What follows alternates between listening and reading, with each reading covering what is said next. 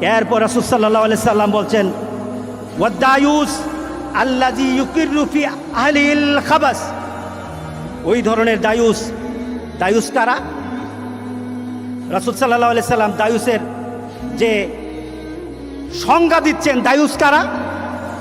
পরিবারের এমন ব্যক্তি, তার পরিবারে তার মেয়ে হতে পারে, তার পরিবারের তার বোন হতে পারে, তার স্ত্রী হতে পারে, তার মা হতে পারে, যদি কোনো কারণে সে বেপরদায় চলে, দিনের বাইরে চলে, বেপরদায় চলে, এমন চলা যেই চলাটা হলো মুহাম্মদ সাল্লাল্লাহু আলাইহি সাল্লামের নীতিতে নাই, আল্লাহর নীতিতে নাই, মুহাম্মদ সাল্লাল্লাহু আলাইহি সাল্লামের নীতিতে নাই।